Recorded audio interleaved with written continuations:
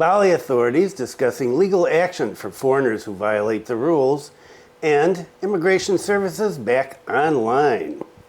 Stay tuned for details on these stories and more.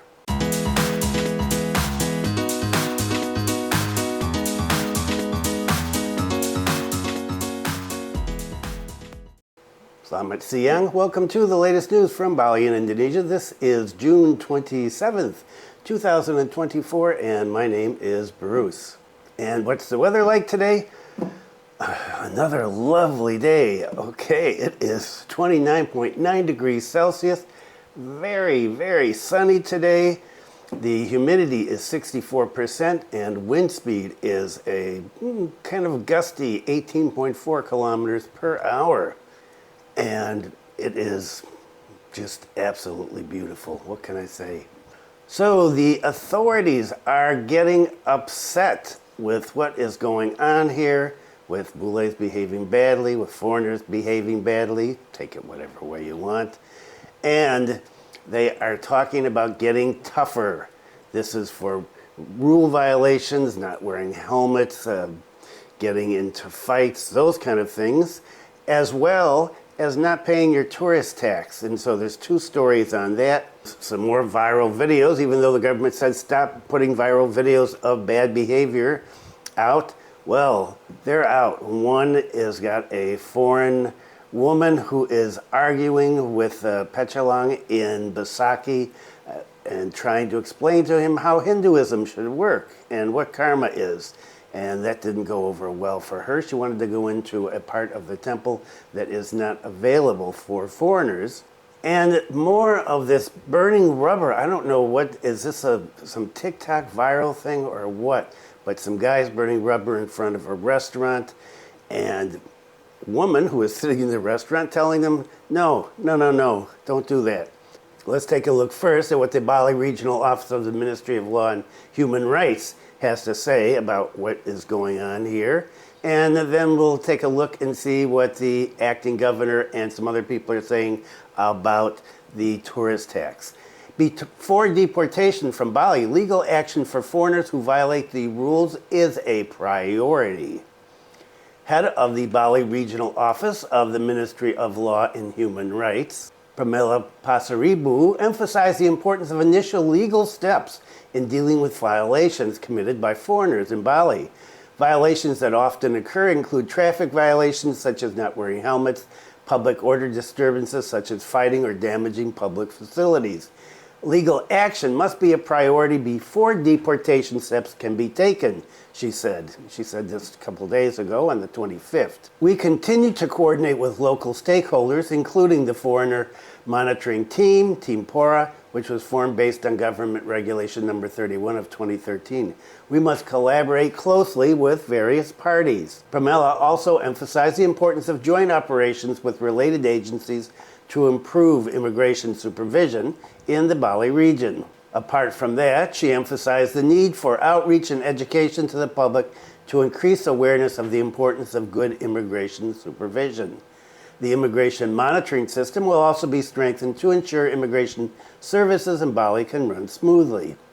With these steps, she said, it is hoped that immigration services in Bali can continue to run smoothly and maintain order and security in the area. It is hoped that these efforts will have a positive impact in maintaining public order and security in Bali, as well as ensuring that foreigners in this area comply with applicable regulations. Her party is committed to continuing to strengthen coordination and cooperation with the various parties in order to achieve this goal. So this has been talked about for quite a while, that instead of just deporting people, put them in jail for a while or give them some stiff fines, and that may have an effect on tempering their behavior, because deportation doesn't seem to be doing all that much. But there are criminal penalties for a lot of these behaviors that foreigners are being deported for. And so she's saying, look, we're going to get tougher and see what happens. And so is this going to happen, or is this just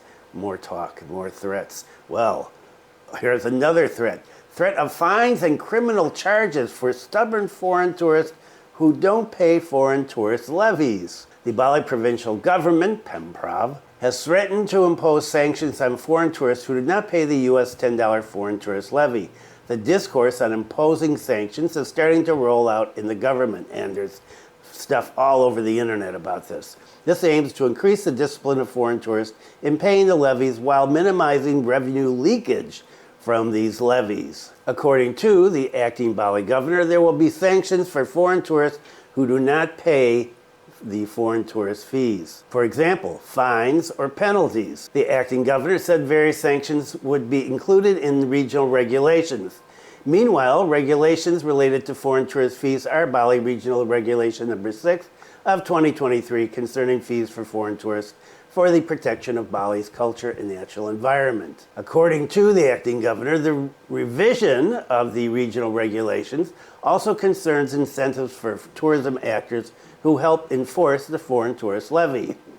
The regional regulation is still being discussed. We need to revise it. There are going to be incentives for people who are helping to enforce this. And as I mentioned in a previous video, there would be financial incentives for some of the people involved in this, like immigration and the police. And the DPRD urges the provincial government to maximize revenue. The Bali DPRD highlighted the Bali provincial government's regional treasury. The council asked the Bali provincial government to maximize revenue from foreign tourist fees to boost their regional cash balance. According to the chairman of the Bali DPRD, they are asking the acting governor and regional officials to make innovative breakthroughs to find sources of income for the regional treasury. They want more money. And the chairman also asked the Bali provincial government to provide incentives or levy fees to tourism industry players by revising the Bali Regional Regulation number 6, like I talked about just a minute ago. And according to him, this will motivate tourism players to implement foreign tourist levies. So they want you to pay up because, as I said in a previous video, only about 40% of foreign tourists coming in are paying the fee now. So 60%, that's the income. They want that income coming into the treasury. A couple things going on here. One is Bali wants some more money, and they want you, as a tourist, to pay it. And so they want you to pay up the Bali tax. And law and human rights and immigration getting tired of people behaving badly here, foreigners behaving badly. And so they're going to get stricter, or they say they're going to get stricter, in order to set an example for people. Look, if you do this, you might end up in jail, or you might end up with a big fine. Now, if they find somebody, let's say they find somebody, I don't know, 10 million rupees for something, whatever the legal limit is, and they say, I'm not paying, or I don't have any money, then what are they going to do? Are they going to keep them there? Are they going to put them in jail?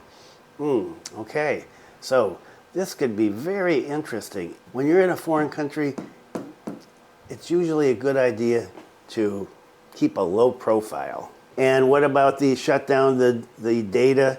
Well, after moving servers, now immigration services in Bali are back to normal. So that was one of the big things. It wasn't the only thing that was stuffed up.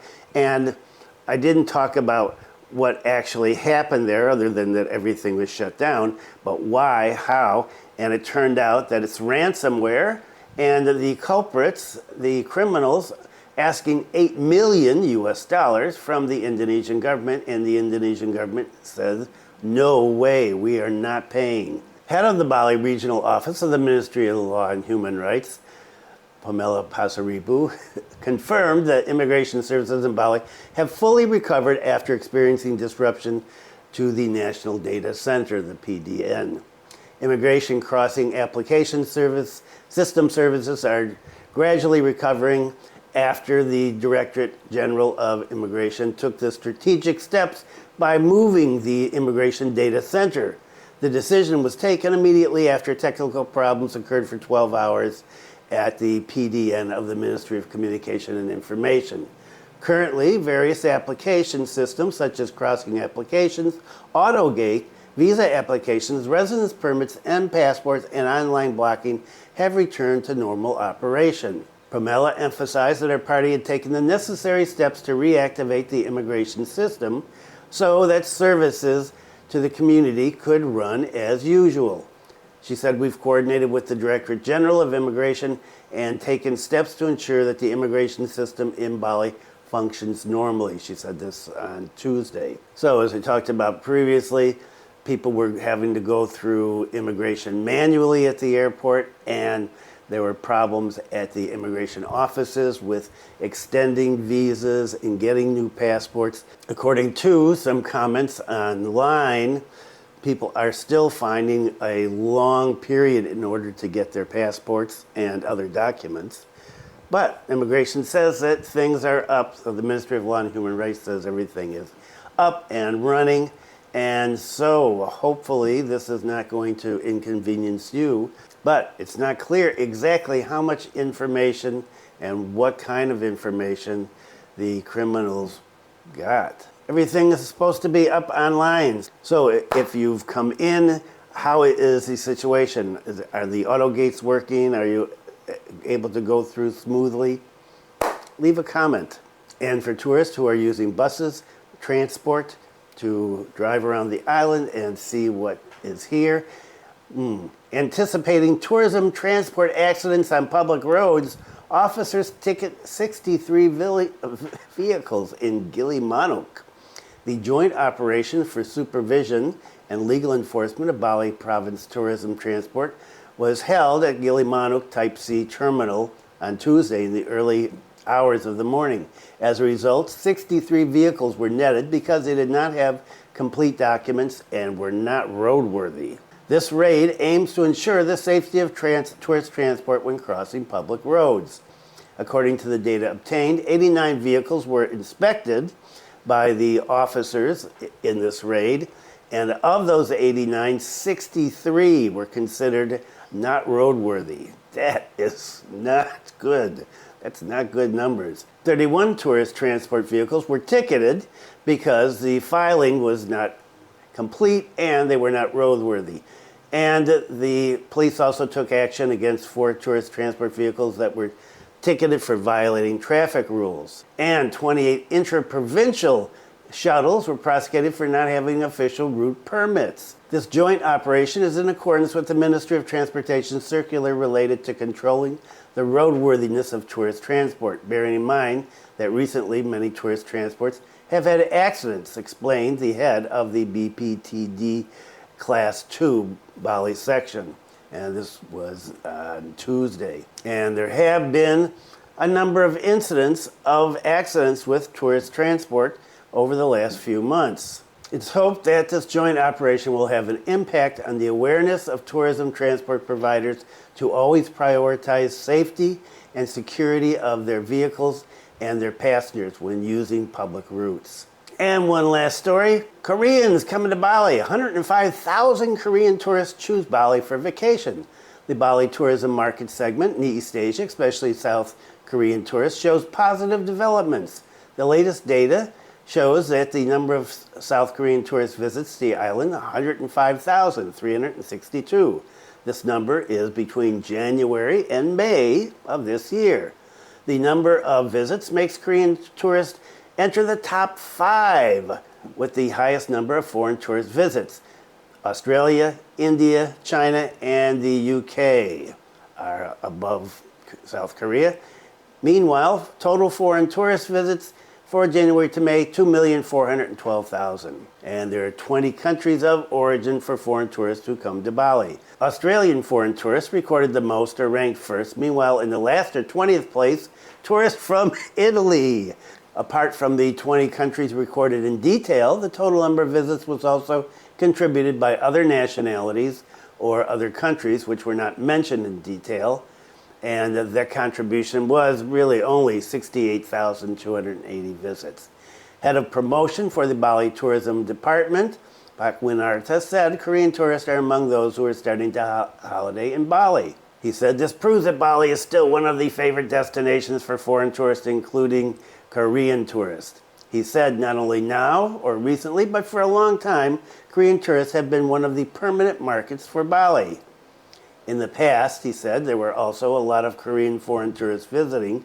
However, after the COVID-19 pandemic, visits by foreign tourists decreased. He said now it's starting to improve and increase, and this is clearly positive. The increasing number of foreign tourist visits, he said, is hopefully a sign that the global economy is starting to improve too. And so overall, foreign tourist visits here have been going up, as I said before, almost every month, and especially compared to last year. So for all my Korean friends who keep threatening to come and visit and see me, come on. A lot of Koreans coming in here. And Bali has long been a popular place for honeymooners to come from South Korea, as well as from Japan. Okay, that is it for today.